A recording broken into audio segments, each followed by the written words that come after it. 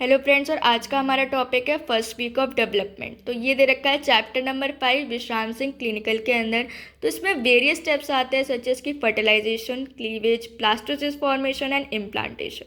तो सबसे पहले हम गैमीट फॉर्मेशन में चलते हैं, क्योंकि अगर गैमीट नहीं होंगे तो फर्टिलाइजेशन कैसे होगा। तो आइए चलते हैं गैमीट फॉर्मेशन में, जिसमें हमारा आता है oogenesis and spermatogenesis. Gamete formation में सबसे पहले होता है हमारा स्पर्मेटोजेनेसिस, जो कि हमारा होता है सेमिनिफेरस ट्यूब्यूल्स के अंदर। ये 72 टू 74 डेज के अंदर होता है और ये स्टार्ट होता है प्यूबर्टी में। तो जो हमारी स्पर्मेटोगोनियम होती है वो माइटोसिस करके बना लेती है प्राइमरी स्पर्मेटोसाइट, और ये सब कहाँ होता है, ये सेमिनिफेरस ट्यूब्यूल्स के अंदर हो रहा है। अब जो हमारी प्राइमरी स्पर्मेटोसाइट्स है वो तो डिप्लॉयड है, तो वो मियोसिस बन करके हैप्लॉइड सेकेंडरी स्पर्मेटोसाइट बनाती है। फिर ये सेकेंडरी स्पर्मेटोसाइट इक्वेशनल डिवीजन करके स्पर्मेटिड्स बना लेती है। अच्छा, जो हमारी सेमिनिफेरस ट्यूब्यूल्स होती है उसमें दो टाइप की सेल्स होती है। पहली होती है फ्लैटेंड सेल्स, जो कि जर्म सेल्स है, और सेकंड होती है हमारी सर्टोली सेल्स। तो ये सर्टोली सेल क्या करती है, ये स्पर्मेटोजोआ के हेड को अपने तरफ लेके रहती है, और जब भी स्पर्मेशन का प्रोसेस होता है तो ये उसके हेड से हट जाता है और स्पर्मेटोजोआ ल्यूमेन में आ जाता है सेमिनिफेरस ट्यूब्यूल के। ऐसा होना ज़रूरी क्यों है, क्योंकि जो स्पर्मेटोजोआ है फिर वो फर्दर जा सकता है मेल ट्रैक्ट में, और फिर वो आगे जाके रिलीज हो सकता है। ठीक है। फंक्शन ऑफ एपिडाइमस क्या है? फंक्शन ऑफ एपिडाइमस होता है स्पर्म को मैच्योर करना, स्पर्म को स्टोर करना और उसकी मोटिलिटी को बढ़ा देना।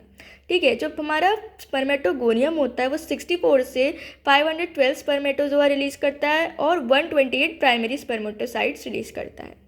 ठीक है। अब चलते हैं हम लोग oogenesis की प्रोसेस पे। oogenesis का जो प्रोसेस होता है वो स्टार्ट होता है हमारे एम्ब्रियोनिक लाइफ में ही, और इसमें oogoनियम फॉर्म होती है। ये जो oogoनियम होती है माइटोसिस से बना लेती है प्राइमरी oocyte, जो कि डिप्लॉयड इन नंबर होती है। फिर क्या होता है, जो प्राइमरी oocyte है ये हमारा मियोसिस 1 में अंडरगो करता है, और ये क्या करता है, डिप्लोटिन स्टेज जो होती है प्रोफेज में उसमें ना ये अरेस्ट हो जाता है, मतलब रुक जाता है। मतलब वहाँ पे जो मियोसिस 1 है वो रुक चुका है।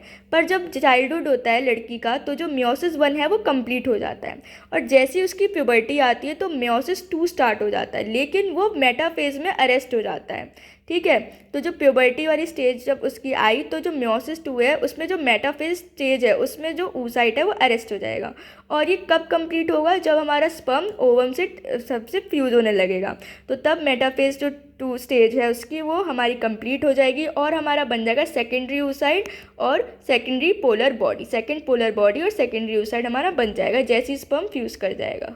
अब तक हमने देख लिया है गैमीट फॉर्मेशन। अब हम चलते हैं हमारे फर्टिलाइजेशन के प्रोसेस पे। तो फर्टिलाइजेशन हमारा होता क्या है, एम्पुला ऑफ फैलोपियन ट्यूब में। इसमें होता क्या क्या है, इसमें होता है कि जो हमारे हैप्लॉइड गैमीट्स हैं वो हमारे फ्यूज करके डिप्लॉइड जाइगोट बना लेते हैं। तो इसके रिजल्ट से क्या होता है कि हम लोग जो डिप्लॉइड नंबर ऑफ क्रोमोजोम है वो रिस्टोर कर पा रहे हैं। हम लोग क्लीवेज के लिए इनिशिएशन मतलब तैयारी कर पा रहे हैं, इनिशिएशन ऑफ क्लीवेज, और हम लोग genetic sex of chromosome determine कर पा रहे हैं। अच्छा, what is the viability of gametes? तो ओवम जो होता है वो कितनी देर तक सर्वाइव कर सकता है निकलने के बाद? 24 आवर्स तक, और स्पर्म होता है वो 48 आवर्स तक सर्वाइव कर सकता है। अब नेक्स्ट हम देखते हैं फर्टिलाइजेशन बैरियर। तो फर्टिलाइजेशन बैरियर क्या होता है? जो हमारा फीमेल गैमीट होता है ना वो 3 लेयर से प्रोटेक्टेड होता है। सबसे पहली वाली जो लेयर होती है विटिलाइन मेम्ब्रेन, वो प्लाज्मा मेम्ब्रेन की तरफ सराउंड करती है। सेकेंड होती है हमारी जोना पैलोसिडा, और थर्ड होती है हमारी कोरोना रेडियाटा। ठीक है। तो इस डायग्राम में देखेंगे हम लोग, तो जो हमारा ये वाले स्ट्रक्चर है वो है हमारा सेकेंडरी oocyte। इसकी ये चारों तरफ जो लेयर है ये ब्लैक से प्लाज्मा मेम्ब्रेन है, उसके चारों तरफ जो लेयर है ब्लू से विटिलाइन मेम्ब्रेन है, और पिंक से हमारी जोना पैलोसोडा, और ये जो ग्रीन है वो कोरोना रेडियाटा है। तो ये तीनों चीज़ें बनाती है हमारी फर्टिलाइजेशन बैरियर।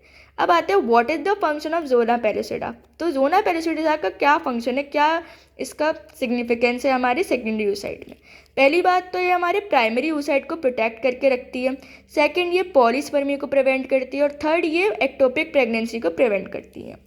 तो जोना पैलोसिडा लेयर कैसे प्रिवेंट कर रही है पॉलीस्पर्मी को? तो जब हमारा स्पर्म हमारे कोरोना रेडियाटा पे आ जाता है तो ना ये सर्टेन एंजाइम्स रिलीज करता है, मतलब एक्रोसोमल रिएक्शन। एक्रोसोमल रिएक्शन क्या होता है कि जो एक्रोसिन, एसिड फॉस्फेटेज और हाइलोरोनिडेज एंजाइम्स है वो निकलना शुरू कर देते हैं।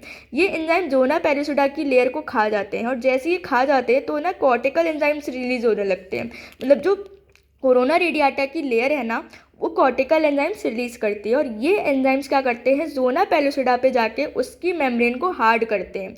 और जब जोना पेलुसिडा की लेयर हार्ड हो जाती है उसे हम बोलते हैं जोनल रिएक्शन। और अगर एक बात बताओ, जोना पेलुसिडा हार्ड होगी तो जो दूसरा स्पर्म है वो तो आ ही नहीं पाएगा ना, तो ये पॉलीस्पर्मी को प्रिवेंट करता है। पॉलीस्पर्मी का मतलब होता है कि जो बहुत सारे स्पर्म्स है वो ना अटैच हो जाए जोना पेलुसिडा से, इसलिए ये एक ही स्पर्म को आने देना चाहता है। तो उससे क्या होगा, जोना पेलुसिडा की लेयर हार्ड हो जाएगी, इसे हम बोलते हैं जोनल रिएक्शन।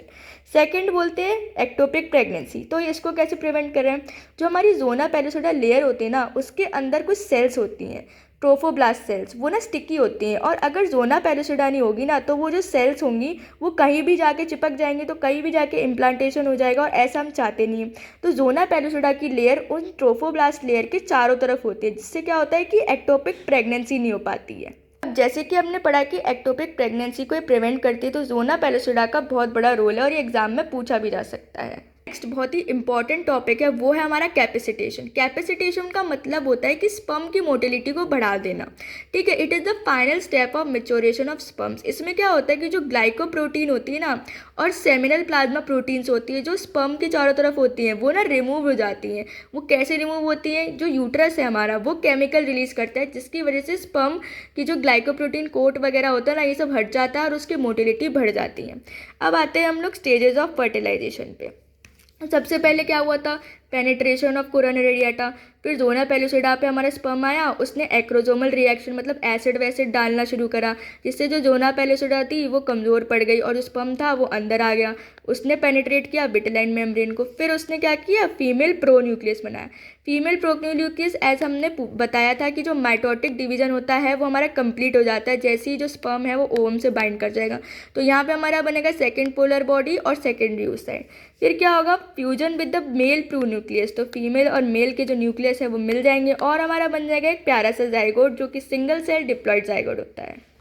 तो अब हम शुरू करते हैं अपना सेकंड स्टेप, जो कि है क्लीवेज। तो क्लीवेज क्या होता है कि repeated mitotic division.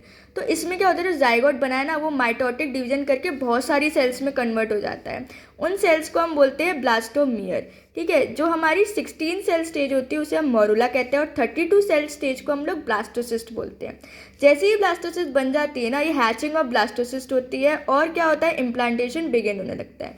Implantation 6 day to 10 day तक चलता है। अब आते हैं हम लोग स्टेजेस पे। तो सबसे पहले हमारा मोरुला बनेगा, जो कि हमारा होता है 8 to 16 सेल स्टेज। ठीक है, सेकेंड हम चलते हैं, यहाँ पे जो है हमारी आउटर लेयर बन रही है और एक इनर सेल मास है, और जो हमारा फ्लूइड है, इंट्रा यूट्राइन फ्लूइड है, वो इसके अंदर आया जा रहा है। थर्ड क्या होता है, जो जोना पेलुसिडा लेयर है ना वो डीजनरेट करने लगती है और इसको हम बोलते हैं जोनल हैचिंग। जोनल हैचिंग मतलब जो जोना पेलुसिडा की लेयर है वो हमारी ख़त्म होती जा रही है। और ये जो फ्लूइड है ये होता है इंट्रा यूट्राइन। ठीक है, वो फ्लूइड इसके अंदर आ जाएगा, तो ये वाली जो सेल्स होंगी ना कॉर्नर में चली जाएंगी और ये होती है हमारी ब्लास्टोसिस्ट। ठीक है, अब मैंने जैसे कि आपको बताया है कि ये वाली जो सेल्स थी, ये वाली सेल्स ये कोने में चली गई, तो इसको बोलेंगे हम लोग एम्ब्रियोब्लास्ट।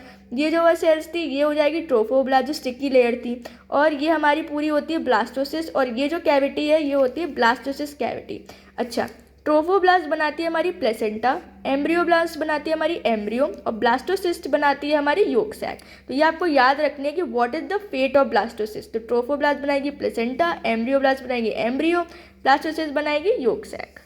इसमें कुछ इंपॉर्टेंट पॉइंट्स होते हैं, जैसे कि जो हमारा मोरुला होता है वो फैलोपियन ट्यूब से यूट्रस में आता है डे 4 के अंदर। मतलब जो हमारा मोरुला बना है 8 to 16 सेल स्टेज, वो हमारे फैलोपियन ट्यूब से यूट्रस में आ जाएगा एट द डे 4। फिर हमारा क्या होगा कि हमारा जो ब्लास्टोसिस्ट है उसका इम्प्लांटेशन शुरू होगा कौन सी डेट पे, 6th day to 10th day पे।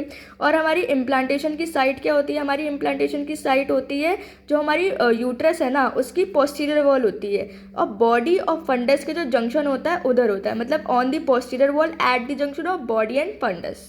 अब हम लोग इस डायग्राम पे आते हैं। तो सबसे पहले हमने देखा ये ओवम था, स्पर्म था, दोनों जाके मिल गए, इन्होंने प्यारा सा जाइगोट बना लिया। ठीक है, इस जाइगोट ने क्लीवेज करा और 18 to 16 मोरुला बन गया। फिर ये मोरुला यूट्रस में आया चौथे दिन पे। फिर ये हमारा यूट्रस में लेट मोरुला आया जिसमें जोना पेलुसिडा की लेयर है। फिर क्या होता है, जोना पेलुसिडा की लेयर होती है ये इनर सेल मास है, ये फिर साइड में चला जाएगा और यहाँ पे ब्लास्टोसिस्ट बन जाएगी। ठीक है, तो आप ये दे सकते हैं यहाँ पे जोनल हैचिंग हो रही है, और जो हमारा ट्रोफोब्लास्टिक लेयर है ये ब्लू कलर की, और ये जो ग्रीन कलर की है इनर सेल मास की लेयर है। तो ये है हमारी ब्लास्टोसिस्ट जिसमें जोना पेलुसिडा डीजनरेट हो रही है। द लास्ट स्टेप पे हम आ चुके हैं जिसे हम बोलते हैं इम्प्लांटेशन। तो इसमें क्या है, जो हमारी ब्लास्टोसिस्ट बनी है ना, वो हमारी एपिथेलियल लाइनिंग ऑफ एंडोमेट्रियम पे हमारी अटैच हो जाती है, फिर वो जाके यूट्राइन एंडोमेट्रियम में अटैच हो जाती है। फिर ये जो ब्लास्टोसिस्ट होती है ये एंडोमेट्रियम के अंदर डीपर मतलब अंदर अंदर जाके ये चली जाती है और ब्लास्टोसिस्ट गायब हो जाती है। और जो ट्रोफोब्लास्ट लेयर होती है ना, वो विलाई बना लेती है, फिंगर लाइक प्रोजेक्शन बनाती है जिसे हम विलाई कहते हैं।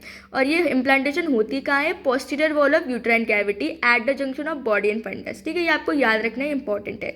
और इम्प्लांटेशन कब तक कहाँ से कहाँ तक होता है, एट 6th डे से 10 दिन तक।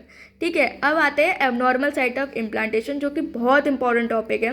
तो या तो जो हमारी जो इम्प्लांटेशन है वो यूट्रस में हो सकती है या फिर बाहर हो सकती है यूट्रस के। अगर वो यूट्रस में हो रही है, मतलब अगर वो इधर नहीं हो रही, posterior wall of uterine cavity में नहीं हो रही, यूट्रस में हो रही है कहीं, तो उसे बोलते हैं प्लेसेंटा प्रीविया। और अगर वो यूट्रस के बाहर होती है तो उसे एक्टोपिक प्रेगनेंसी कहते हैं। यूट्रस के बाहर कहाँ कहाँ हो सकती है, या तो फैलोपियन ट्यूब में हो सकती है, एब्डोमिनल कैविटी में हो सकती है, या फिर हमारी ओवरी में इम्प्लांट हो सकती है। तो ये वाले डायग्राम में आप देख सकते हैं कि अगर हमारा ओवरी में इम्प्लांट हो रहा है, हमारा ओवम जो है, तो हम कहेंगे इसको एक्टोपिक प्रेगनेंसी। इनफंडिबुलम में हो रहा है, एम्पुला में हो रहा है, एब्डोमिनल कैविटी में हो रहा है। ठीक है, या फिर हमारा इधर हो रहा है या फिर इधर कोने में कहीं हो रहा है, तो ये हमारा क्या कहलाएगा, एबनॉर्मल इम्प्लांटेशन। ठीक है, अब हम लोग आते हैं प्लेसेंटा प्रीविया में, जो काफ़ी बार एग्जाम्स में पूछा जाता है कि ये होता क्या है। तो प्लेसेंटा प्रीविया का मतलब ये होता है कि जो हमारा ये ब्लास्टोसिस्ट है ना, ये हमारा यहाँ पे कहीं जाके अटैचमेंट हो गया है इंटरनल ऑस में। एक इंटरनल ऑस है, एक एक्सटर्नल ऑस है, ये सब ओपनिंग होती है। तो अगर जो हमारा जो ब्लास्टोसिस्ट है, जो प्लेसेंटा है, वो यहाँ पे जाके अटैच हो जाता है तो उसे कहते हैं प्लेसेंटा प्रीविया।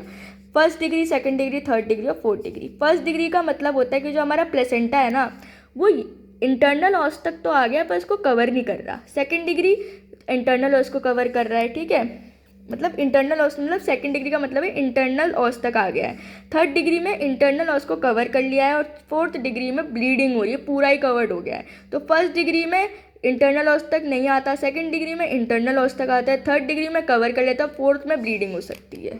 ये टाइप्स ऑफ प्लेसेंटा प्रीविया का डायग्राम है। तो फर्स्ट वाला आप देखेंगे तो ये 1st डिग्री है। 1st डिग्री क्यों है, क्योंकि जो प्लेसेंटा है ना, वो यहाँ पे ना होके यहाँ कहीं है और इंटरनल ऑस तक नहीं पहुँच रही, तो ये क्या होगी, 1st डिग्री। ठीक है, 2nd डिग्री में इंटरनल ऑस तक पहुँच रही है, लेकिन इंटरनल ऑस को ना कवर नहीं कर रही। ये देखो, ये इंटरनल ऑस है, इसको ना ये कवर नहीं कर रही प्लेसेंटा हमारी, तो ये 2nd डिग्री। 3rd डिग्री कैसे पहचानेंगे कि ये वाली जो प्लेसेंटा है ना, ये इंटरनल ऑस को कवर कर रही है और 4th डिग्री में पूरे को ही कवर कर रही है। तो अगर ये क्वेश्चन आ जाए तो आप आसानी से पहचान लेंगे कि जो 1st डिग्री होती है वो तो इंटरनल ऑस तक पहुँच भी नहीं रही, 2nd डिग्री थोड़ा पहुँच गई, 3rd डिग्री कवर कर रही है, 4था तो पूरा ही कवर कर रही है, जिससे हमारी ब्लीडिंग हो सकती है। तो थैंक यू गाइज, ये हमारा आज का टॉपिक था 1st वीक ऑफ डेवलपमेंट। और इसमें इंपॉर्टेंट क्या होता है, इसमें इंपॉर्टेंट होता है placenta previa, 2nd ectopic pregnancy, 3rd implantation वाला और कैपेसिटेशन। Thank you.